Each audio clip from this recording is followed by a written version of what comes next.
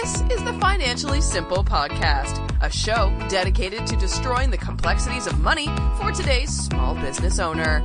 And now, here's your host, pizza-loving, certified financial planner, Justin Goodbread. Welcome to Financially Simple. I'm your host, Justin Goodbread, and today we're going to conclude our deep dive into the subject of building your team for maximum value.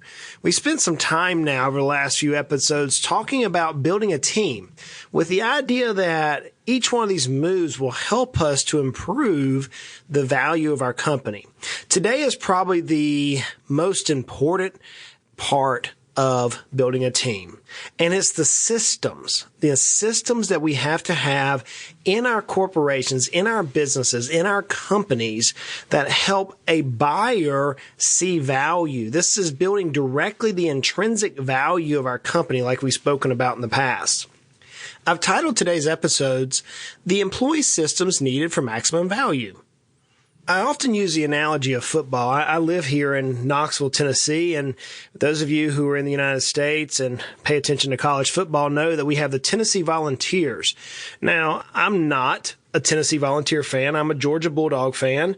I have been since I went to the games watching Herschel Walker play as a little boy with my daddy and a couple of his friends.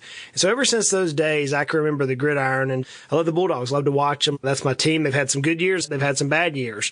Here in Tennessee, they've had some good years, and recently they've had some years which have been kind of struggling. But inevitably, every one of those teams have a process very similar to that of a corporation or that of a company. And I want to drop that as a backdrop. I want to put the football team as a backdrop. I mentioned Nick Saban a couple of times. I think it's interesting, the Alabama Crimson Tide and how he's built, some would call it a dynasty there in Alabama. And I was intrigued by an interview that I heard him do out of the season talking about his process. And he had very specific steps to every process. Now, for many of us business owners, we think we have a step to a process, or we think we have the steps to processes, but inevitably, let's be honest, many times we fly by the seat of our pants. We don't have processes in place. So I want to give you 7 different processes that you need to have in place for your organization to drive the maximum value. And think about that football analogy as we go through this. And I'll revert back to that as we go through this particular series. So I want to go over 7 different processes that I see that need to be inside every one of our businesses to drive the value of our companies up. The first is pretty simple. It's the hiring process. You know, in that interview with Nick Saban, he was talking about that he's recruiting for 4 years from today. He's actually going to these college players in their freshman and sophomore years of high school and trying to recruit them as freshmen or redshirt freshmen for the Alabama Crimson Tide. It's a hiring process. Now, he's not trying to hire employees or team members like you or I, but nonetheless, he has a process. And there's 5 different things that I see that need to be in your hiring process. Now, these are mine. You may have more than 5. You may have less than 5. But to me, I see 5 essential items that need to be in the hiring process. If you agree with this, let me know. Shoot me a message on Twitter and say, Justin, I was listening to your hiring process and I agree. Or you may say, hey, Justin, you missed something. Think about this. I've gotten lots of tweets here recently, and I've even had some come through on Facebook, just people saying, hey, man, that was a good episode. I had somebody reach out to me through Justin at financiallysimple.com and say, dude, that particular episode where you were talking about the barnacles on the ship, dude, that was spot on. I'm dealing with that right now. So reach out to me and let me know if this is helpful. I hope it is. But let's deal with this hiring process. So step number 1 in the hiring process is you have to have identification. You have to identify the right type of person that you're after. If Nick Saban is trying to hire or trying to recruit somebody, he knows that he's going to need a particular type of running back to meet his particular type of quarterback for that particular season. So he's identifying the type of person that he's going to need for a particular position. You should do the same thing. You know, if he's not going to take someone of my height, of 5'6", 7", depending on what day of the week it is and how generous I want to be with my height, He's not going to take a 5'6" or 5'7" person and put them as wide receiver. It's just not going to happen. No, he may put me as like the water boy. No, he's probably going to get someone of my size to be, the running back. Someone who's short and nimble, who's thick, who just wants to run and just drag a whole pile with them. That's what he's going to hire that type of person for. So you've got to identify the type of person you're hiring for the specific position. We dealt with this in our DISC, D-I-S-C profile of how different personalities fit within different departments of your organization. And this is where you're at. You're identifying the type of person for the specific position. So that's number one in the hiring process. Then you go into notification. You've got to let the public know that you're hiring. Now, you may do this through an internal memo. You may do this through social media. You may do it through a hiring party like a monster.com or something like that, or linkedin.com. You may hire a headhunter, go out and try to find you somebody. Regardless, you have to have a process of how you're going to let the public know that you're hiring. Then when you start getting the applicants in, you have to have a vetting process. You have to narrow the scope. You may get in dozens or hundreds of applicants for that one position. How do you pick out the top 5? Then after you've vetted that process or that candidate, now you're ready to hire, you have to have the onboarding process. Who's going to do the paperwork to make sure they're a legitimate employee? Who's going to meet with them? This is your HR department, by the way. You have to have an onboarding process. And then there's going to be a training process. You're going to train them on the particular system that you've hired them for. You're going to train them on the way the company flows. You're going to train them on the names of the team members. Nonetheless, there is a step-by-step process to identify, place, and move somebody into that position. So that's the hiring process.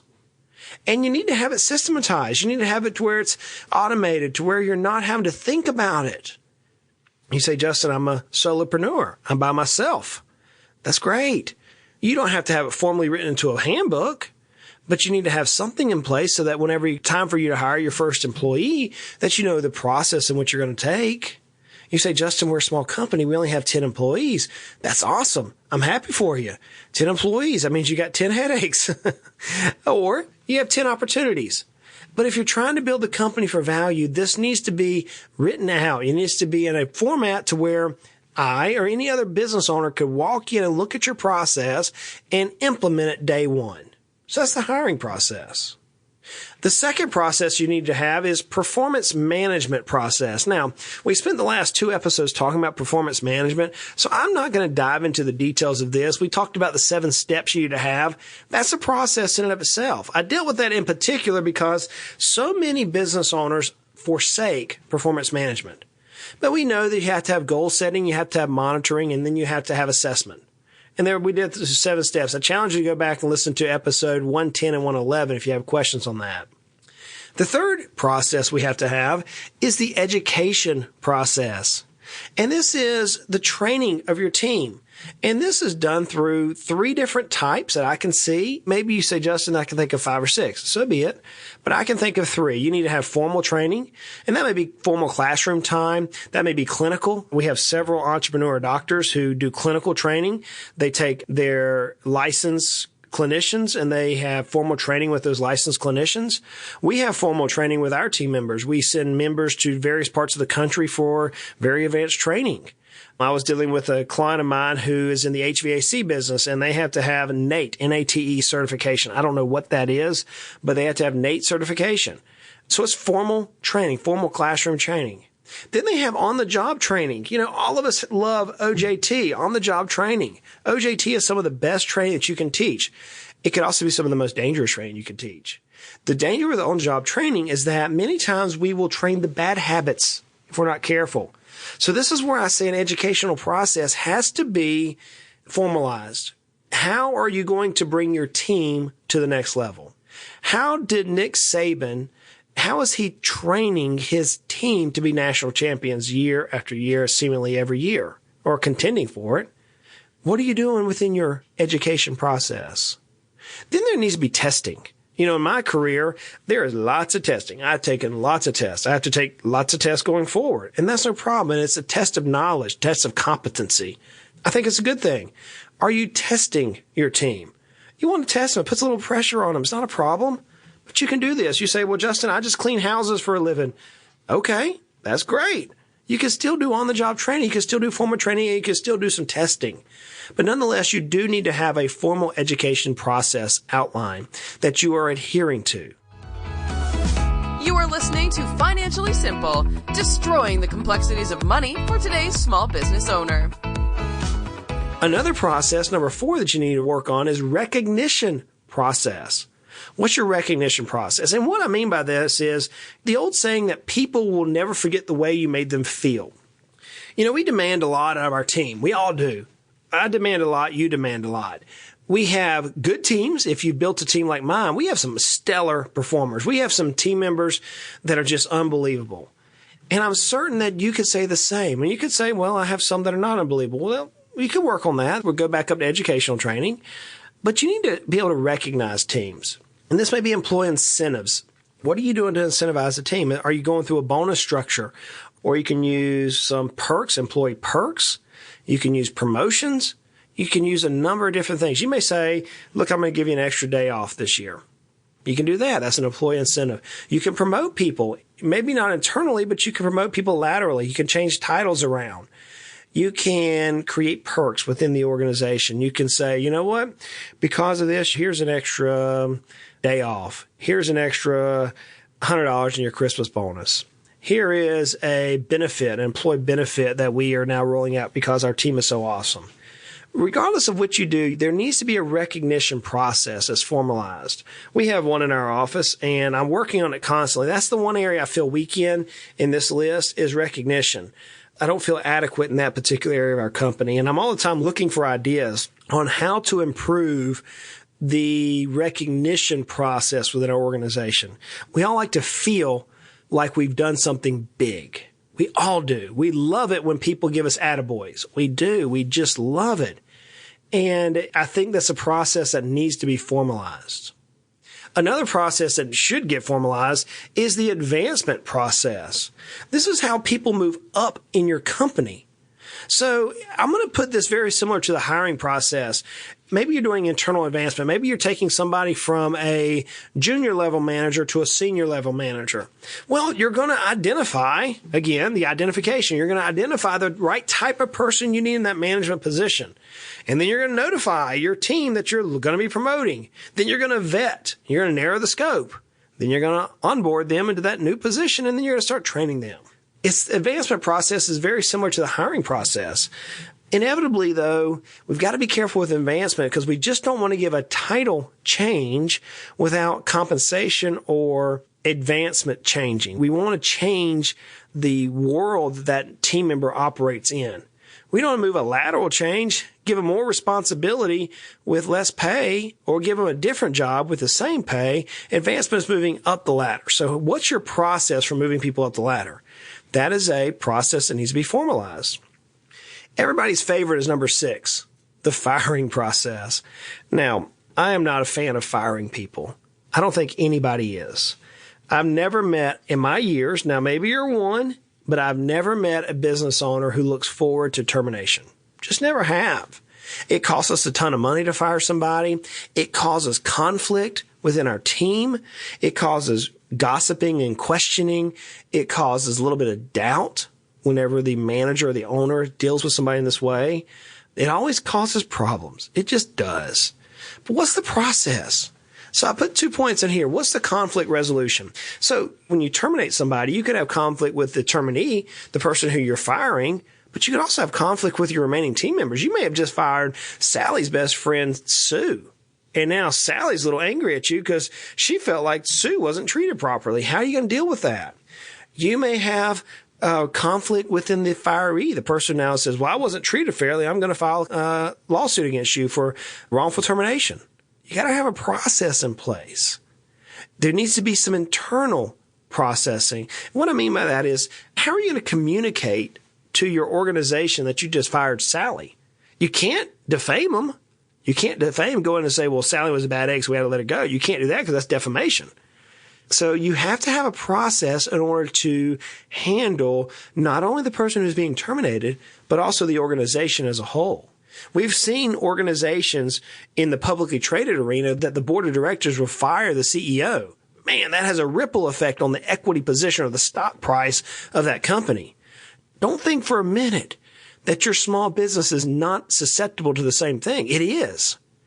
And if you don't handle the firing process well, you could have ripple effects through your remaining team members. You could have ripple effects through your community, your customer base, and ultimately even yourself.